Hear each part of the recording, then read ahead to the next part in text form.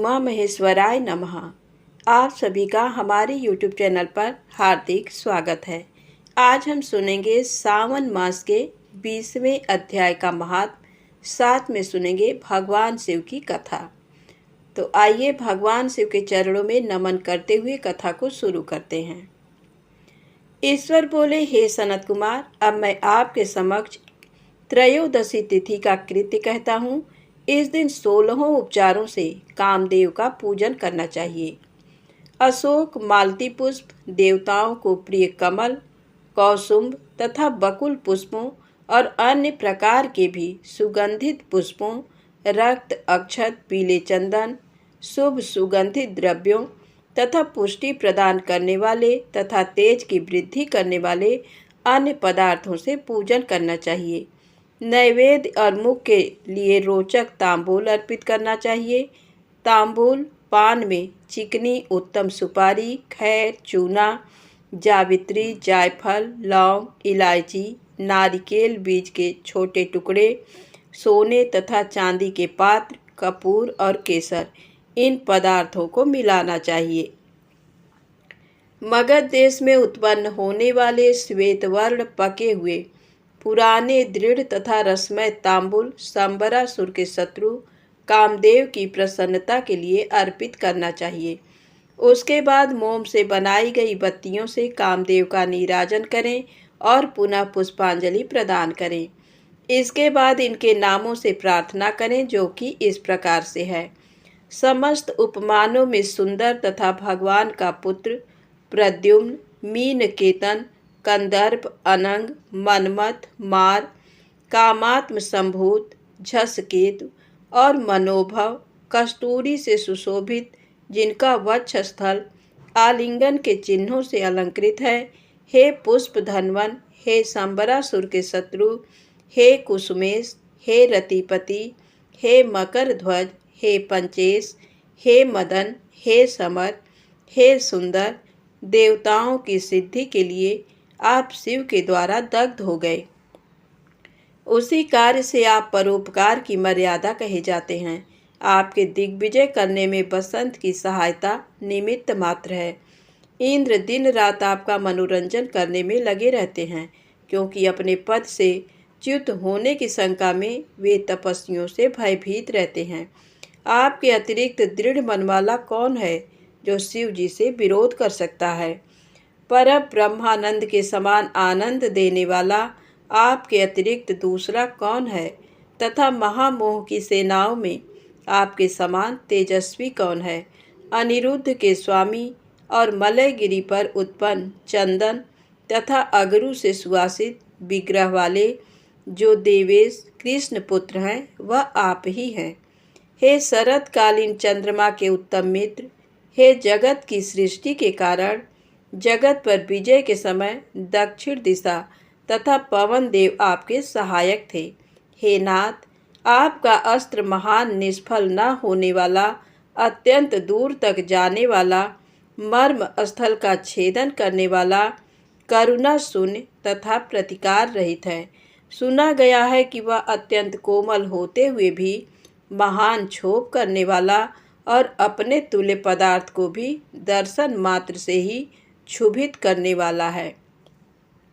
जगत पर विजय करने में सहायक होने से प्रवृत्ति ही आपका मुख्य अलंकार है। हे विभो, आपने सभी श्रेष्ठ देवताओं को उपहास के योग्य बना दिया, क्योंकि ब्रह्मा जी अपनी पुत्री में कामासक्त हो गए, विष्णु जी वृंदा में अनुरक्त कहे गए हैं और शिव जी पर स्त्री के कारण अस्पृश्य हो गए। हे मानद, ये वर्णन मैंने मुख्य रूप से किया है।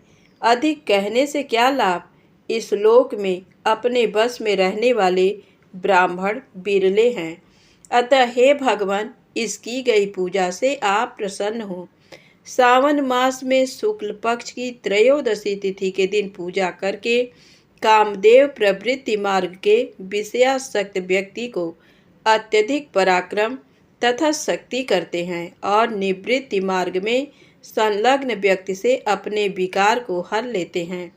सावन मास में शुक्ल पक्ष की त्रयोदशी तिथि में अपनी पूजा के द्वारा संतुष्ट होकर ये कामदेव सकाम पुरुष को अनेक प्रकार के अलंकारों से भूषित तथा मनोरम स्त्रियां प्रदान करते हैं और दीर्घजीवी गुणों से संपन्न, सुख देने वाले तथा श्रेष्ठ वंश परंपरा वाले अनेक पुत्र देते हैं। हे मानद, त्रयोदशी तिथि का जो शुभकृत्य है उसे मैंने कह दिया। अब चतुर्दशी तिथि में जो करना चाहिए उसे सुनिए। अष्टमी को देवी का पवित्रारोपण करने को मैंने आपसे कहा है। वह यदि उस दिन ना किया गया हो तो चतुर्दशी के दिन पवित्रक धारण कराएं।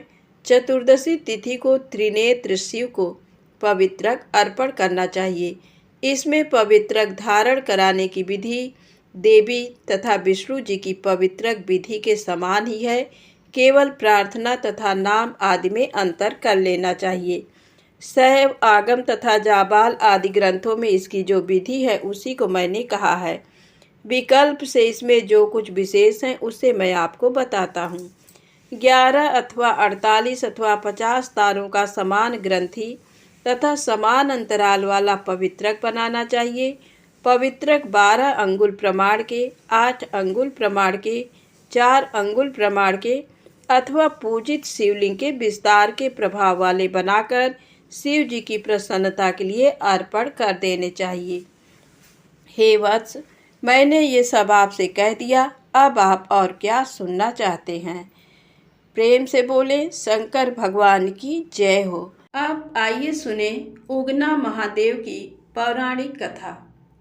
देश भर में भगवान महादेव के कई प्रसिद्ध मंदिर स्थापित हैं, जिनसे जुड़ी कई रोचक कथाएं भी सुनने को मिलती हैं।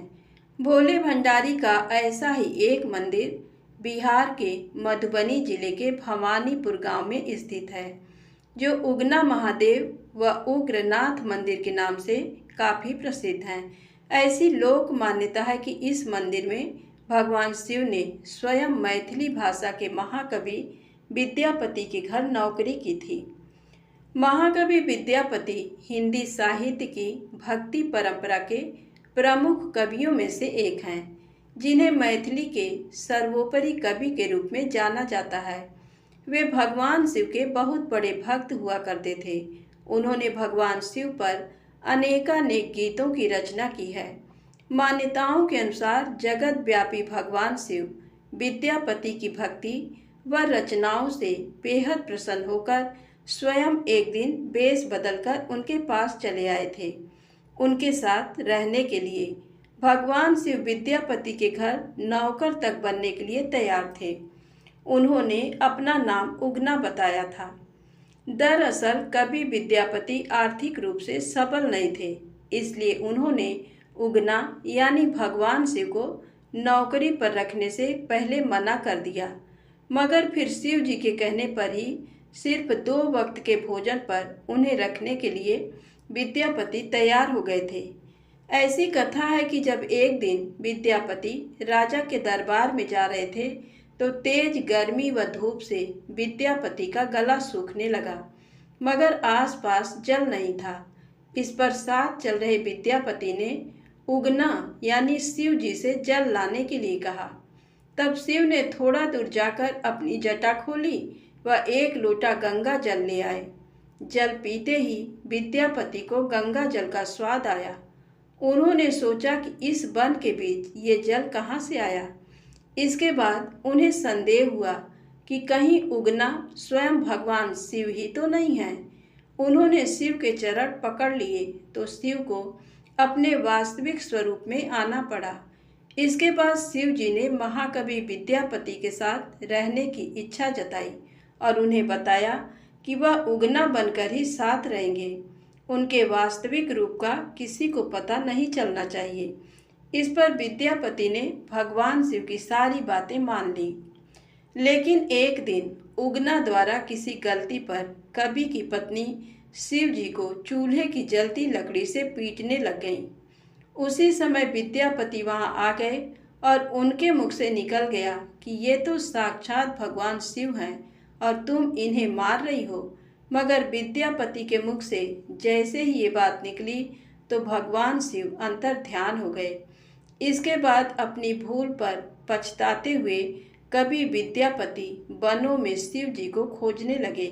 अपने प्रिय भक्त की ऐसी दशा देखकर भगवान उनके समक्ष प्रकट हुए और उन्हें समझाया कि मैं अब तुम्हारे साथ नहीं रह सकता, परंतु उगना के रूप में जो तुम्हारे साथ रहा उसके प्रतीक चिन्ह के रूप में अब मैं शिवलिंग के रूप में तुम्हारे पास विराजमान रहूंगा। उसके बाद से ही उस स्थान पर स्वयंभू शिवलिंग प्रकट हो गया। प्रेम से बोलें उगना महादेव की जय हो। दोस्तों, वीडियो पसंद आए तो कमेंट में उगना महादेव की जय और चैनल को सब्सक्राइब अवश्य करें। जय माता दी, जय भोले।